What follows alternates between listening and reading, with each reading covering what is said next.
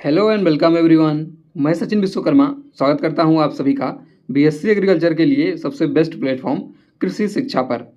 आज के इस वीडियो में हम डिस्कस करेंगे फंडामेंटल ऑफ एग्रोनॉमी का इंट्रोडक्टरी पार्ट एवं इसका सिलेबस। तो चलिए वीडियो को शुरू करते हैं। वीडियो को शुरू करने से पहले मैं आपको बताना चाहूँगा कि हम लोगों ने यानी कि कृषि शिक्षा यूट्यूब चैनल पर बीएससी एग्रीकल्चर की सभी सेमेस्टर की क्लासेस प्रोवाइड कराई जाती हैं। हम लोगों ने एक नया इनिशिएटिव शुरू किया है।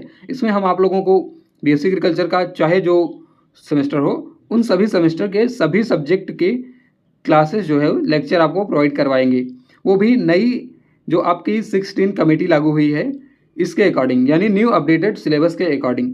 तो हम लोग पहले किसी भी सिलेबस को पढ़ने से पहले उसका सिलेबस डिस्कशन करते हैं कि उसमें हम लोगों को क्या क्या टॉपिक पढ़ना है। तो अगर आप जो है इसका फ़ायदा उठाना चाहते हैं, आप बीएससी एग्रीकल्चर के स्टूडेंट हैं और आपको प्रॉपर क्लासेस चाहिए, तो आप हमारे यूट्यूब चैनल कृषि शिक्षा को सब्सक्राइब कर सकते हैं।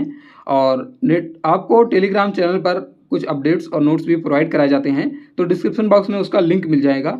आप टेलीग्राम चैनल ज्वाइन कर लीजिए, जिससे आपको समय समय पर सभी अपडेट और नोट्स वगैरह जो भी हों वो आपको मिलती रहें।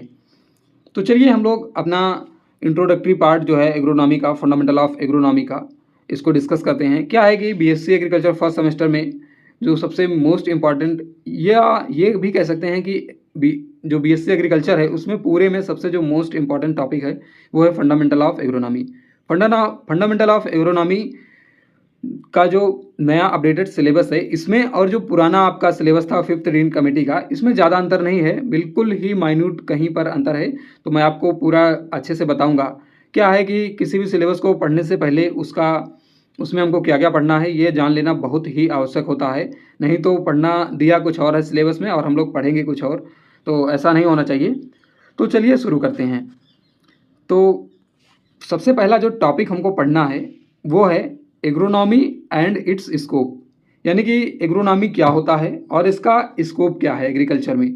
इसकी डिफिनीशन पढ़नी है, meaning and scope of agronomy, arts and science, यानी कि एग्रोनॉमी क्या है, एक कला है कि विज्ञान है, आर्ट है या साइंस है। और business of crop production, relation of agronomy with other discipline of agriculture science, यानी जो एग्रीकल्चर के अदर सब्जेक्ट हैं उनसे एग्रोनॉमी का क्या रिलेशन है। फील्ड क्रॉप एंड क्लासिफिकेशन, यानी क्रॉप्स के क्लासिफिकेशन के बारे में हम लोगों को पढ़ना है। और इम्पॉर्टेंस क्या होता है इसका, इकोलॉजी एंड इकोसिस्टम के बारे में पढ़ना है। सीड एंड सोइंग, ये एक इम्पॉर्टेंट चैप्टर है, बीज और बुआई, इसको भी पढ़ना है हम लोगों को एग्रोनॉमी में, फंडामेंटल ऑफ एग्रोनॉमी में। And definition of crops, crop की डिफिनीशन क्या होती है, वैरायटी एंड सीड्स, इन सब की डिफिनीशन क्या होती है। Factor affecting crop standard establishment, यानी कौन कौन से फैक्टर हैं जो कि क्रॉप को अफेक्ट करते हैं, एक फसल को अफेक्ट करते हैं, प्रभावित करते हैं। गुड क्वालिटी सीड, यानी सीड क्या होता है, अच्छी क्वालिटी के सीड क्या होते हैं। टीलेज को पढ़ना है आपको। And time of sowing, seed rate क्या है, सीड रेट यानी कौन कौन से फसल की क्या होती है। और depth and method of sowing, यानी बीज की जो बुआई की जो विधियाँ होती हैं उनको पढ़ना है। इसमें जो कुछ विधियों को स्पेसिफिक मेंशन किया गया है, जैसे कि ये आपकी ब्रॉडकास्टिंग, ड्रिलिंग, डिबलिंग, इन सभी को पढ़ना है। ट्रांसप्लांटिंग क्या होता है। और इसके बाद है टिलेज एंड टिल्थ, यानी टिलेज एक जो भू परिष्करण होता है उसके बारे में पढ़ना है। और definition, objective, type, advantage and disadvantage of tillage including conservation tillage, conservation tillage क्या है, इसके एडवांटेज यानी लाभ क्या होते हैं, इन सबको पढ़ना है। क्रॉप डेंसिटी एंड जियोमेट्री क्या होती है। Plant geometry and planting geometry and its effect in growth yield, यानी कि जब हम लोग बीज को विभिन्न विधियों से बुआई करते हैं उसकी, तो उसमें कुछ ज्यामितीय तरीके अपनाए जाते हैं, उनके बारे में आपको पढ़ना है। इसके बाद आपको जो पढ़ना है वो है क्रॉप न्यूट्रिएंट, यानी फसलों को कुछ न्यूट्रिएंट्स की आवश्यकता होती है, तो वो कौन कौन से इसेंशियल न्यूट्रिएंट हैं उनके बारे में पढ़ना है। क्राइटेरिया ऑफ इसेंशियलिटी, ये अर्नान स्टाउट ने एक क्राइटेरिया दिया था न्यूट्रिएंट्स को लेकर, तो उसके बारे में पढ़ना है हम लोगों को। एंड इसके बाद है functional element classification of essential nutrient, यानी जो न्यूट्रिएंट होते हैं उनका कार्य क्या होता है ये पढ़ना है। Role of micro and micro nutrient, यानी कि जो न्यूट्रिएंट होते हैं उनको दो भागों में डिवाइड किया गया है, माइक्रो एंड माइक्रो। इसके बारे में हम लोग पढ़ेंगे कि उसका रोल क्या होता है प्लांट्स में या फिर क्रॉप प्रोडक्शन में। एंड न्यूट्रिएंट एब्जॉर्प्शन, यानी जो ये जो न्यूट्रिएंट होते हैं ये कैसे एब्जॉर्ब होते हैं, या यहाँ पे मेंशन किया गया है कि ये दो प्रकार से एब्जॉर्ब होते हैं, एक्टिव एंड पैसिव। तो हमको इनके बारे में भी पढ़ना है। इसके बाद है forms of plant nutrient absorb by plants, यानी किस फॉर्म में जो न्यूट्रिएंट होते हैं उनको प्लांट किस फॉर्म में एब्जॉर्ब करते हैं, इसको पढ़ना है। फिर इसके बाद है combined form manure and fertiliser, यानी जो खाद एवं उर्वरक हैं उनके बारे में पढ़ना है।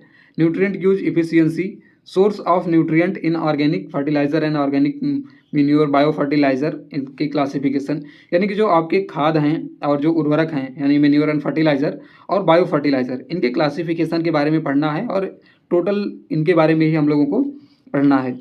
इसके बाद फिर है role of organic manure in crop production, यानी जो कार्बनिक खाद होती है उसका क्रॉप प्रोडक्शन में क्या रोल है उसके बारे में पढ़ना है। फिर इसके बाद है न्यूट्रिएंट इंटीग्रेटेड न्यूट्रिएंट मैनेजमेंट यानी INM। ये एक इम्पॉर्टेंट टॉपिक है, बहुत ही इंपॉर्टेंट है। इसमें क्या होता है कि हम लोग जो आपके ऑर्गेनिक फर्टिलाइज़र होते हैं, बायो फर्टिलाइज़र होते हैं, इन सभी को एक इंटीग्रेटेड तरीके से यानी इकट्ठे तरीके से फसल में कैसे अप्लाई करें कि हमें ज़्यादा से ज़्यादा उत्पादन प्रोडक्शन प्राप्त हो, ये पढ़ना है INM के बारे में। फिर है ग्रीन मैन्योर यानी हरी खाद के बारे में पढ़ना है, इसके रोल क्या क्या हैं, ग्रीन मैन्योरिंग कैसे करी जाती है, ये सब कुछ पढ़ना है।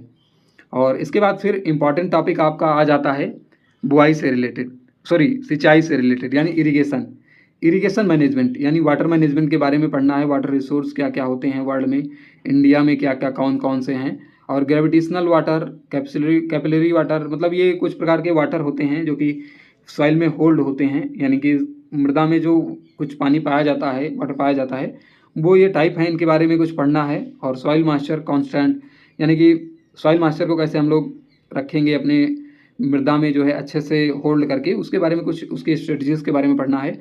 फिर है वीड मैनेजमेंट, यानी कि इसमें जो है आपको बहुत ही मतलब एक ब्रॉड सिलेबस दिया गया है।